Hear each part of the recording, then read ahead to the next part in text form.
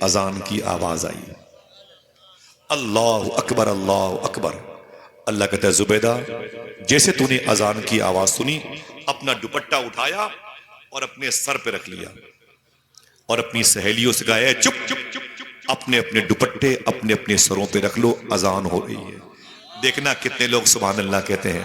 اللہ کہتا ہے اے زبیدہ بس تیری یہی نیکی آج تجھے جنت میں لے کے جائے گی۔ آئے سوچ میری بہن، ایک دوپٹہ تھوڑی دیر کے لیے اگر سر پہ آ گیا تو سر پہ آنے والی لڑکی کے جنت میں جانے کا باعث بن سکتا ہے۔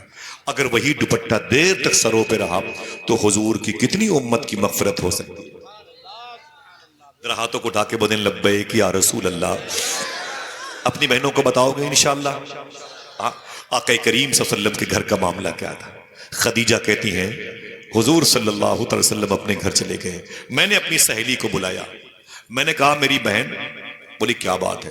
میں نے کہا مجھے ایک مرد سے محبت ہو گئی، میں اس سے شادی کرنا چاہتا ہوں۔ تو میری سہیلی نے کہا آپ نے تو کہا تھا مجھے مردوں سے نفرت ہو گئی ہے، میں تیسری شادی نہیں کروں گی، میں کسی اور کے نکاح میں نہیں رہوں گی، اب میں اپنی طاقت کا استعمال اپنے کاروبار میں کروں گی۔ تو خدیجہ کہتی اگر وہ صرف مرد ہوتا تو اس سے محبت نہ کرتی، وہ تو حسینوں کا سردار معلوم ہو رہا۔ یہ کام میں روز کرتا ہوں اور تمام تر ذمہ داریاں بھائی ممبر کے دائیں سبھی علماء کرام روز کرتا ہوں، ٹھیک ہے۔ آج میں یہاں ہوں اور کل میں پراپر لکھنؤ میں ایک بڑی محفل ہے، وہاں جانا ہے۔ پرسوں مجھے سرکار شبراتی شاہ کے عرس میں جانا ہے، رات کی 3 بجے کی ٹرین سے مجھے کٹیہار جانا ہے، صبح کی فلائٹ سے مجھے وہاں سے بھی وشاکھاپٹنم جانا ہے۔ 4 گھنٹے کے لیے ایئرپورٹ سے سامنے پروگرام کر کے پھر سے ایئرپورٹ آ کے حیدرآباد، وہاں سے مجھے لکھنؤ بائی ایئر آنا ہے، پھر وہاں سے 2-3 دن کے لیے مجھے پانا جانا ہے، پھر وہاں سے مجھے فرخ آباد جانا ہے، سمجھ رہے ہیں؟ پھر وہاں سے مجھے 5 تاریخ کو بریلی شریف جانا ہے، آج ہی بریلی شریف سے آیا ہوں، 6 تاریخ کی صبح فلائٹ ہے، مجھے بمبئی جانا ہے، 7 کو وہیں رہوں گا، 8 کو میری واپسی فتح پور کی ہے، 9 کو مجھے فرخ آباد جانا ہے۔ ایسے کتوں کے طریقے سے گھومتا رہتا ہوں، میرے لیے کچھ نیا نہیں ہے۔ اگر آپ توجہ سنیں گے آپ کو لگے گا کہ یہ باتیں شاید میرے معاشرے کے لیے سوٹ کرتی ہیں تو میرا دل لگے گا، ٹھیک ہے، ورنہ ایک رات میں 50 جلسوں کے فون آتے ہیں، جاتا وہیں ہوں جہاں اللہ اس کے رسول کی مرضی ہوتی، ٹھیک ہے۔ اپنے پیسے اپنے نذرانے اپنے پاس رکھو، ٹھیک، میری باتیں تمہارے نذرانوں سے زیادہ قیمتی ہیں۔ ایک بات یاد کر لو، ٹھیک ہے، یہ 30 سال ہو گئے مجھے یہ کرتے ہوئے، آج بھی جلسے جلوس کی دنیا میں غریب دیکھتا ہوں تو وہیں پیسے دے کے چلا آتا ہوں، بھئی تو اپنے جلسے پھر سے کر لینا، لیکن جو میری باتیں ہیں اسے معاشرے کی دیوار پر اسٹیکر بنا کے چسپا کر لینا۔ جب پروردگار عالم 1 سال تک دنیا کے 245 ملکوں کے لوگوں کو لاک ڈاؤن میں بھوکا نہیں مارا، جو بل گیٹس، شیکسپیئر، نتنیاہو اور بائیڈن جیسے کتوں کو بھوکا نہیں رکھتا تو ہم تو حضور کی نعت پڑھنے والے، ہمیں کیسے بھوکا مار دیں؟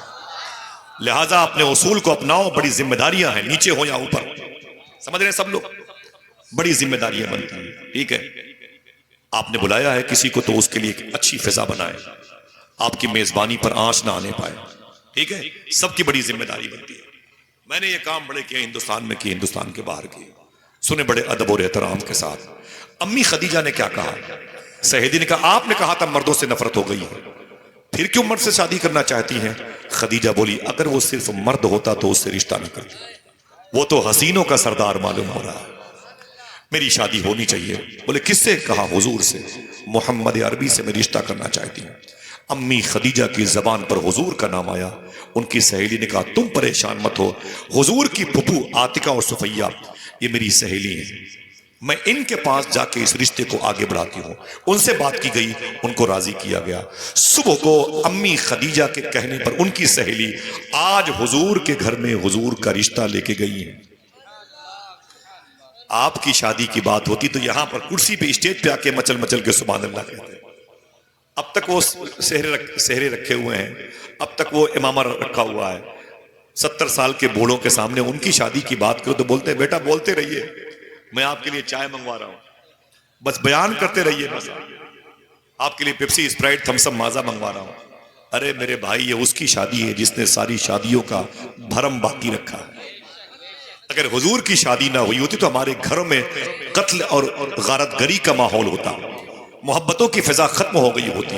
اللہ کے رسول کا رشتہ کیسے ہوا؟ صبح کو امی خدیجہ کی سہیلی حضور کے گھر پہ گئی، حضور تشریف فرماتے ہیں، حضور کے قریب جناب ابی طالب بیٹھے تھے، اور جناب ابی طالب کے سامنے ان کی بیوی فاطمہ بنت اسد بیٹھی تھی، ان کے قریب میں مخدومہ عاتکہ بیٹھی تھی، ان کے قریب مخدومہ صفیہ بیٹھی تھی۔ خدیجہ کی سہیلی نے انٹری کیا اور بہت خوش ہو کر کے فرمایا مبارک ہو مبارک ہو مبارک ہو۔ تو جناب فاطمہ بنت اسد نے کہا ہے کہ مبارک بات دے رہی تو؟ خدیجہ کی سہیلی کیا بات ہے، بڑے خوش ہو کے میرے گھر میں آئی ہے۔ خدیجہ کی سہیلی نے کہا رشتہ لے کے آئی ہوں، رشتہ لے کے آیا۔ کہا کس کا رشتہ لے کے آئی ہے؟ کہا خدیجہ کا رشتہ لے کے آئی ہوں۔ دیکھنا کون سبحان اللہ کہتا ہے، بولا خدیجہ کس سے شادی کرنا چاہتی ہے؟ اشارہ کر کے اس محمد عربی سے رشتہ کرنا چاہتی ہے۔ اللہ اکبر اللہ۔ حضور نے گردن جھکائی اور مسکرانے لگے، گویا آواز آئی حضور کی بارگاہ سے، عجیب بات ہے، آج جو خدیجہ کی سہیلی میرے گھر میں رشتہ لے کے آئی ہے، اس کو پتہ ہی نہیں ہے کہ بہت پہلے اللہ نے مجھے اس رشتے کی خبر دے رکھی ہے۔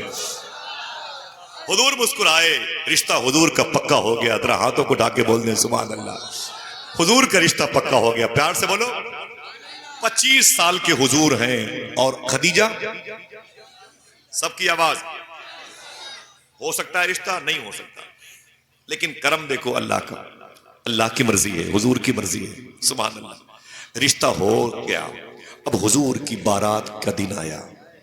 سنو صاحبو، وہ فاطمہ زہرا کے نام کی برکت ہے، انشاءاللہ ایک ٹیچر، ایک معلمہ میری بہن پڑھائے گی، ایک بچی پڑھے گی، خدا قسم پورے شہر کو اس کا فیض ملے گا، پورے پریاوا مانوں کو اس کا فیض ملے گا۔ میں اپنے بھائیوں سے کہہ کے جاؤں گا، اپنے دل کو ملول مت کرنا، انشاءاللہ کبھی نہ کبھی سے 1 سے 2 کی آوازیں بلند ہوں گی انشاءاللہ۔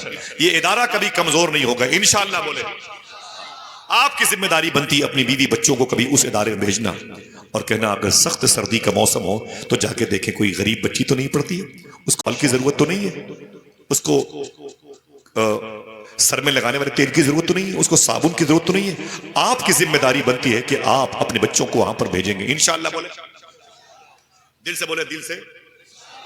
ایک بڑی جماعت ہے، اچھا بھائی آپ آ رہے ہیں، میں نے اپنے بھائیوں سے منع کیا تھا مت آنا، میں جا کے وہاں جھاڑو لگاؤں گا، دری چادر بچھاؤں گا، اللہ سب کی حاضری قبول فرما لے۔ ذرا ہاتھوں کو اٹھا کے پھر سے بولیں لبیک یا رسول اللہ، اونچی بولیں اونچی بولیں لبیک یا رسول اللہ۔ یہ معاشرے کی اصلاح ہے۔ آج معلوم ہے کیا ہوتا ہے؟ معلوم ہے کیا ہوتا ہے وسیم بھائی؟ لڑکیاں اپنے بھائیوں کی شادی میں ناچ کرتی ہیں، گانے بجانے کرتی ہیں، 3 4 دن لگاتار ان گھروں سے ڈی جے کی آواز آتی ہے، اللہ اکبر۔ پھر کیا ہوتا ہے؟ شادی کے 6 مہینے کے بعد پتا چلا کہ لڑکی پر آسیبی معاملات ہیں، رشتہ بنتے بنتے بگڑ گیا، ٹوٹ گیا رشتہ، اس آستانے سے اس آستانے، جوان بیٹی کو لے کے باپ ٹہلتا ہے، روتا رہتا ہے، اللہ اکبر۔ معلوم ہے اس کی وجہ یہی ہے، ہم نے حضور کی مبارک سنت کا مذاق اڑایا۔ حضور کی شادی کیسے ہوئی؟ حضور نے یہ سسٹم کیسے لانچ کیا؟ صاحبو آپ کی ذمہ داری بنتی ہے، آئیے کمر کس لیں اور معاشرے کی اصلاح کے لیے ایک مبارک قافلہ بنے، اور جس سے فاطمہ زہرا نام کے ادارے کی در و بام کی برکتیں ظاہر ہو جائیں انشاءاللہ۔ یہاں سے لے کر الہ آباد سے لے کے لکھنؤ تک آپ اس معاملے میں نمایاں کام انجام دے سکتے ہیں انشاءاللہ۔ اللہ نے آپ کو چن لیا ہے تو آپ اس مبارک ترازو کے پلے پر پورا اتریے گا انشاءاللہ۔ اللہ کے رسول کی شادی کے بعد معلوم ہے حضور کی شادی کا دن آیا، حضور کے چچا جناب ابی طالب نے حضور سے کیا کہا معلوم ہے؟ بولے بیٹے میرے بھتیجے تیری شادی کا دن ہے، آج تو اپنی شادی میں کسی کو خصوصی مہمان بنا لے۔ سننا میری بہنوں، تم بھی سننا اور آپ بھی سننا، میرے یہاں پر 20% ایسے دوست ہیں جن کو میری گفتگو یاد ہو چکی ہے، یعنی میں اپنے مقصد میں کامیاب ہو چکا ہوں۔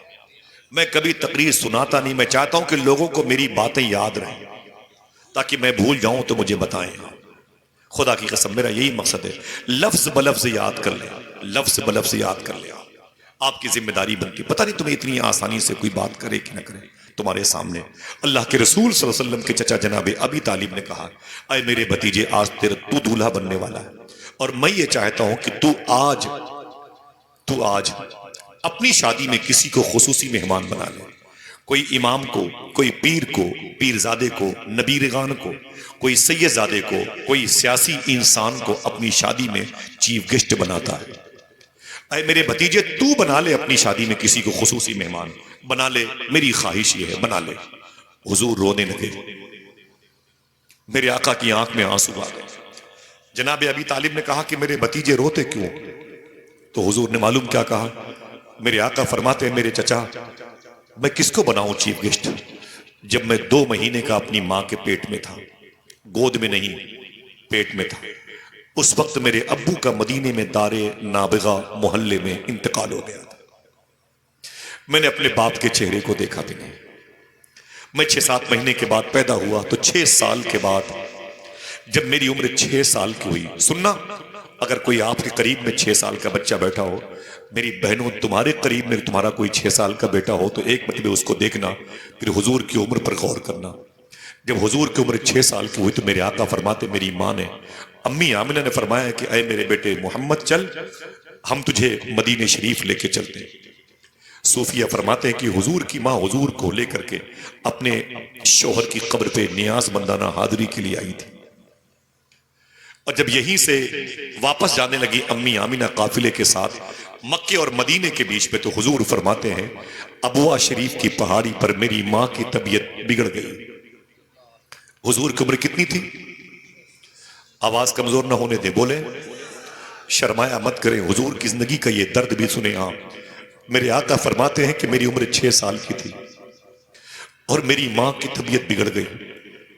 قافلے کے لوگوں نے کہا کہ اے محمد صلی اللہ علیہ وسلم، قافلے کو مکے جانا ہے، تو حضور فرماتے ہیں اگر آپ کو تکلیف نہ ہو تو رک جائیں، 1 دن 2 دن کے لیے رک جائیں، میری ماں کی طبیعت ٹھیک نہیں ہے۔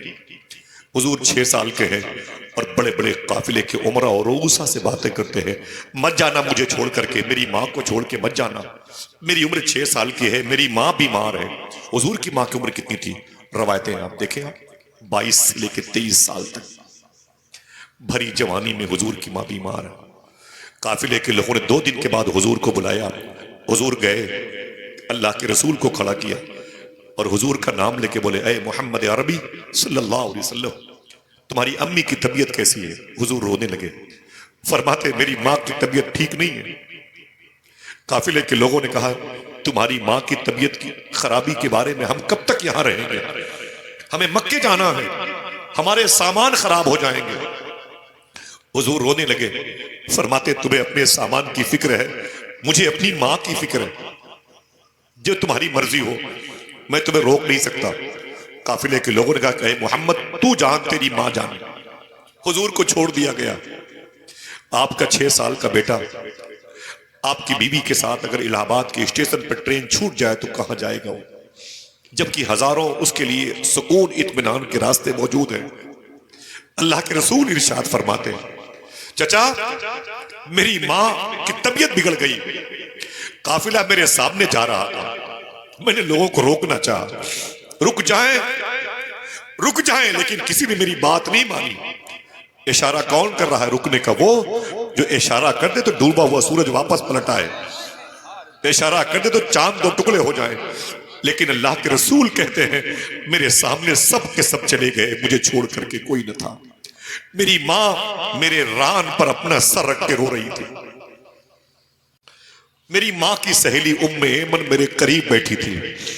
اللہ کے رسول ارشاد فرماتے ہیں میں بھی رونے لگا اپنی ماں کی ہچکی دیکھ کر کے۔ جب میری آنکھ سے آنسو نکلے تو میری ماں نے آنکھیں کھولی اور اپنی انگلیاں میری آنکھوں کے قریب لا کے بولی مت رو میرے بیٹے محمد، مت رو، تو رونے کے لیے نہیں آیا، تو رونے والوں کو ہنسانے کے لیے زمین پر آیا، مت رو میرے بیٹے۔ حضور فرماتے میں چپ نہ ہوا، میں اپنی ماں کی تکلیف برداشت نہ کر پاتا۔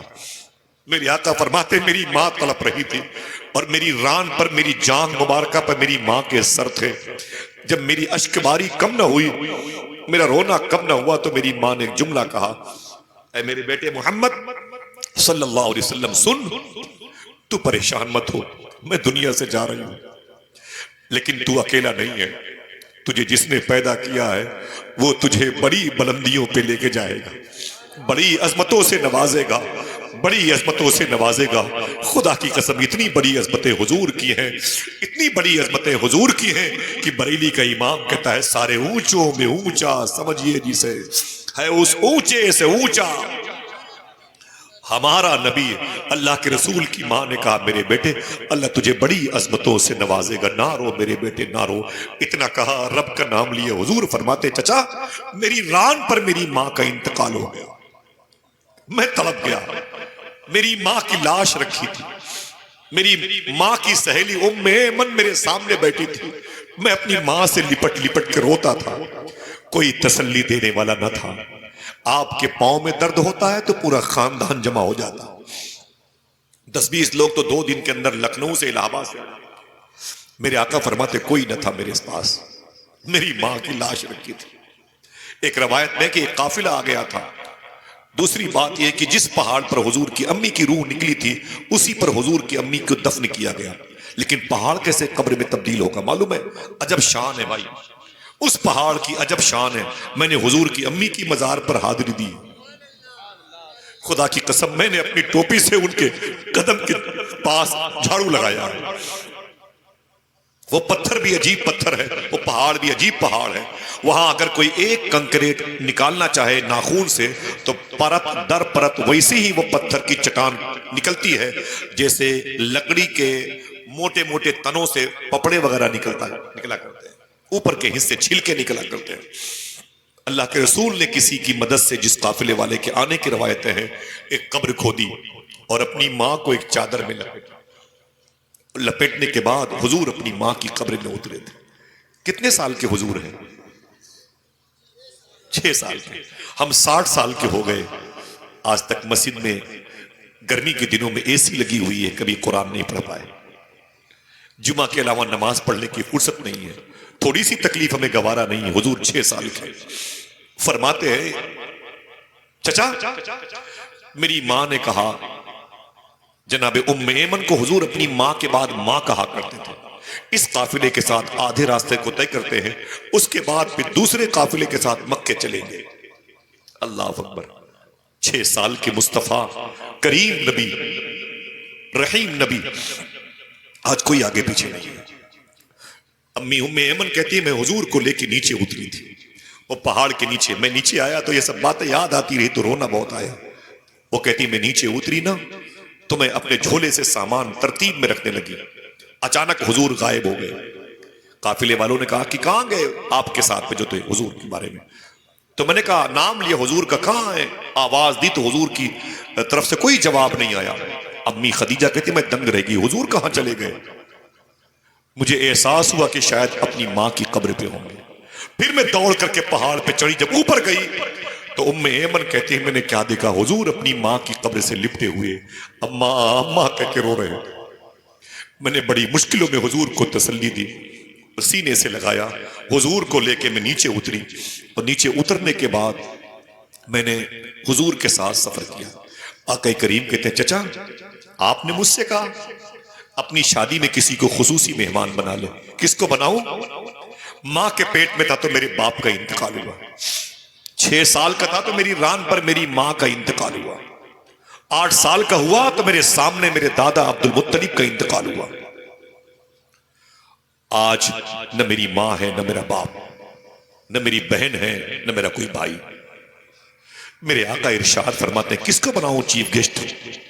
کس کو بناؤں چیف گیسٹ؟ اس کے بعد اگر دل کہے تو بولنا. علامہ مختار احمد نعیمی شاہ صاحب قبلہ کی تحقیق کے مطابق حضور نے جملہ کہا تھا. میرے آقا فرماتے میرے چچا اگر اجازت دو تو اپنی شادی میں ایک شخصیت کو خصوصی مہمان بنا لو.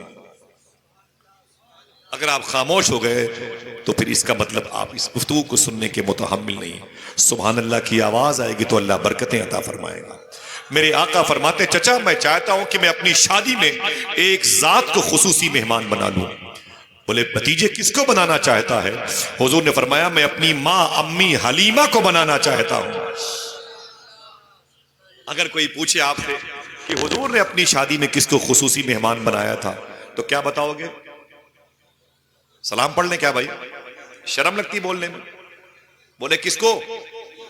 امی حلیمہ کو بنایا. 2 ہی 3 آواز آتی ہے. آپ لوگ کیا زیادہ کھا کے بیٹھے کہ کھانا نہیں کھایا؟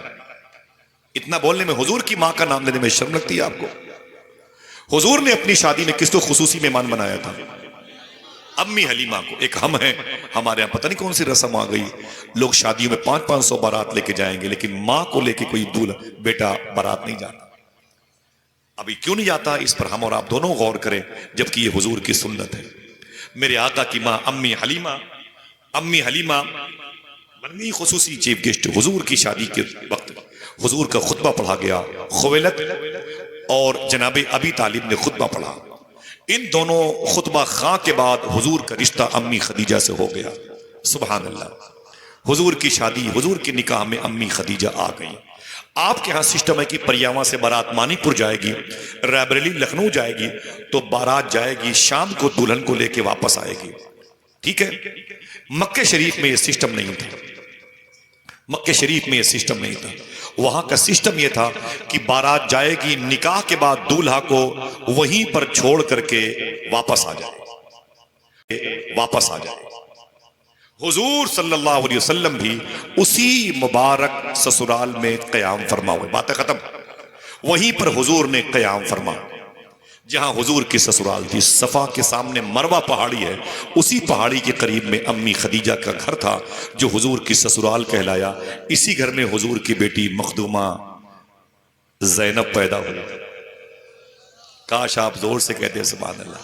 اسی گھر میں حضور کی بیٹی ام کلثوم پیدا ہوئی تھی.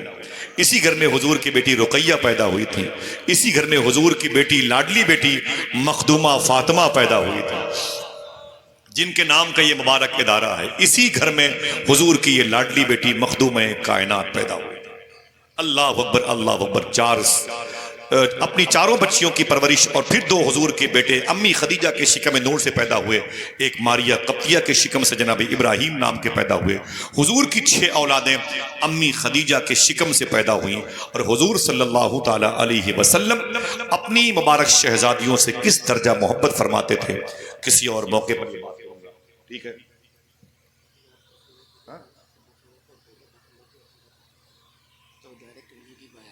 ٹھیک ہے. خالد بھائی کا اشارہ ہے بھائیوں کا، خوشی کی خبر دی ہے. اگر کوئی نعرہ لگائے تو پھر میں چاہتا ہوں کہ وہ بتا دوں. ذرا ہاتھوں کو اٹھا کے جواب دیں.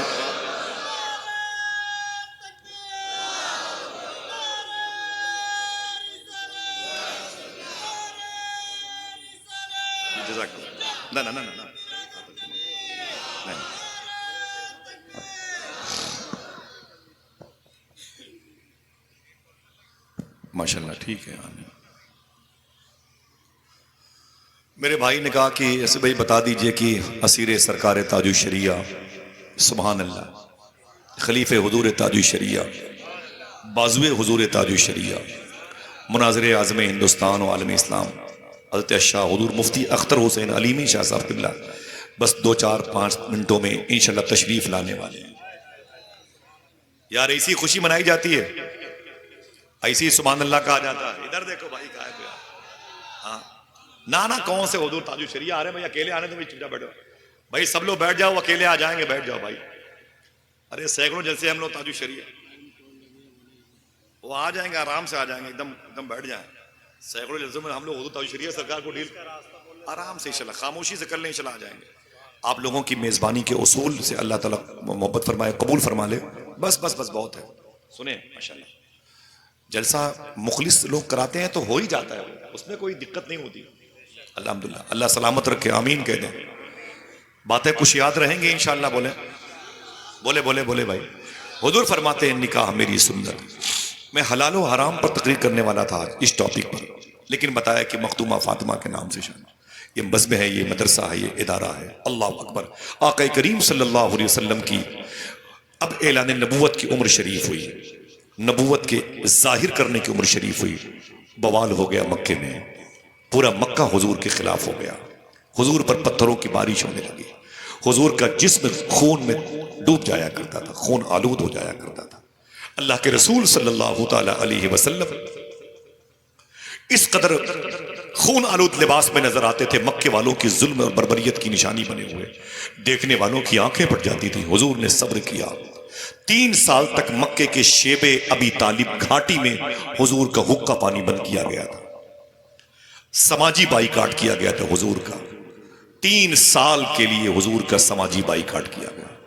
کوئی دکاندار حضور کو سامان نہیں دیتا تھا، مکے کا کوئی انسان حضور سے بات نہیں کرتا تھا، کوئی بھی حضور کے ماننے والوں کو ایک روٹی دینے کو تیار نہیں ہوتا تھا. حضور کی بیوی خدیجہ چپ کے راتوں کو چھپ کر کے کبھی کچھ کھانے لاتی تھی تو حضور کھاتے تھے، اپنے غلاموں کو کھلاتے تھے.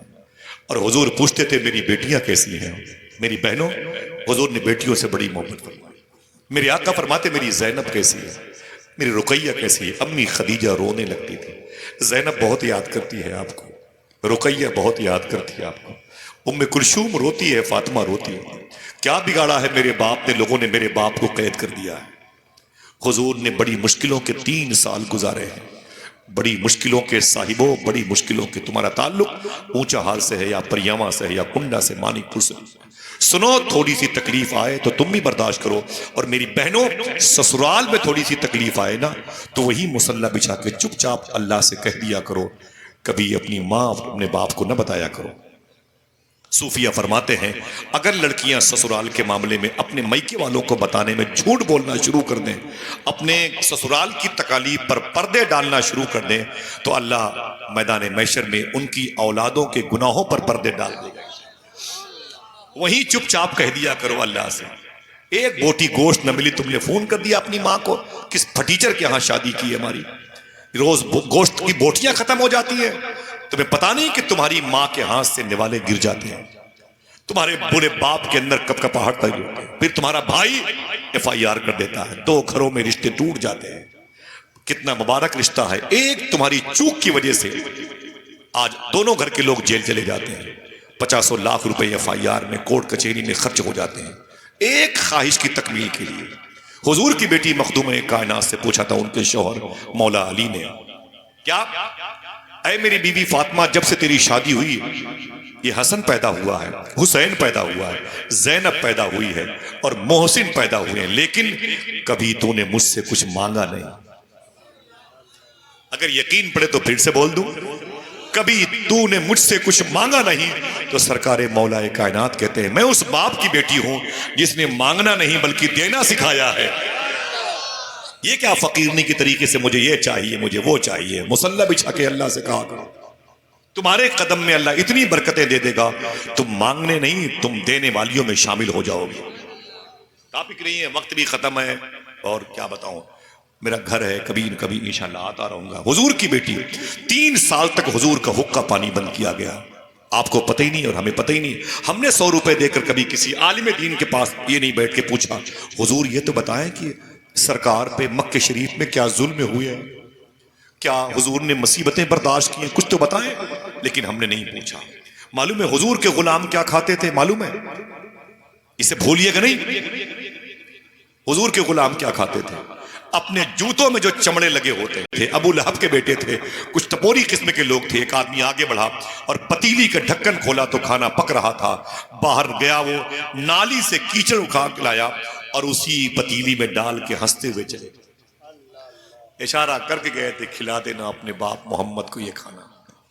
میرے آقا نے اپنی بیٹیوں کو سینے سے لگایا اور فرمایا نہ رو میری زینب، نہ رو میری رقیہ، نہ رو میری ام کلثوم، نہ رو میری فاطمہ. سن، اگر دل کے ہے تو بولنا. میرے آقا فرماتے سن میری بیٹیوں سنو، ایک دن نہ ابو جہل باقی رہے گا، نہ ابو جہلی باقی رہیں گے، نہ ابو لہب باقی رہے گا، نہ ابو لہبی باقی رہیں گے. اگر باقی رہے گا تمہارے باپ محمد کا نام باقی. اللہ اللہ، ذرا سینے پر ہاتھ رکھ کے بتاؤ کہ آج اذانوں میں کس کے نام کی گونج ہے؟ تو کہنا پڑے گا کہ یہ فاطمہ کے ابو کے نام کی گونج ہے. دنیا تہس نہس ہو جائے گی لیکن حضور کے نام پر آنچ کبھی نہیں آئے گا انشاءاللہ. اگر اس دین کو مٹنا ہوتا تو طائف میں مٹ گیا ہوتا، کربلا میں مٹ گیا ہوتا. جو دین طائف میں، حبش میں، شیب ابی طالب میں نہ مٹا وہ انشاءاللہ کبھی نہ مٹے گا. بس شرط یہ ہے کہ اس دین کو سنبھالنے والے خود سنبھالنے کے لائق ہو جائیں. سمجھ رہے ہیں آپ؟ آج ہماری عادت خراب کتنی ہے. ہم راہ چلتے ہوئے مونگ پھلی کے ٹکڑے اٹھا کے کھا لیتے، راہ چلتے ہوئے جامن کے موسم میں جامن اٹھا کے کھا لیتے، نمک پارے کھا لیتے اور پوچھتے بھائی کتنے کی ہے، بولے کتنے کی ہے، بولے مہنگی ہے، یہ کہہ کے چلے جاتے. بچوں کی آوارگی اور بیٹیوں کی آوارگی کی مین وجہ یہی ہے کہ ہم نے حلال نہیں کھایا، اپنے بچوں کو حرام کھلایا۔ وعدہ کرو انشاءاللہ حلال کھائیں گے، بغیر پوچھے کسی کی دکان سے کوئی سامان نہ خریدیں، بغیر پوچھے لے پہلے پیسے دیں، انشاءاللہ بولے، بغیر اجازت کی نہیں بات بنے گی۔ یوں اٹھا کے کھا لیا، مونگ پھلی لیا کھا لیا، یہ شریعت کے طور پر سخت ہے، اس کی ممانعت ہے۔ وقت نہیں میں اس پر بات کرتا، آخری بات کروں، اجازت دیجئے گا انشاءاللہ، مفتی صاحب قبلہ آنے والے ہیں، ذرا پھر سے محبت سے بولیں۔ حضور فرماتے ہیں نکاح میری سنت ہے۔ حضور کی شادی کس بیس پر ہوئی تھی؟ حسن کی بنیاد پر نہیں، پیسوں کی بنیاد پر۔ اگر پیسوں کی بنیاد پر یہ رشتہ ہوا ہوتا تو آفر حضور کرتے، دولت خدیجہ کے پاس تھی، لیکن یہ رشتہ خدیجہ کی طرف سے حضور کے لیے آیا تھا۔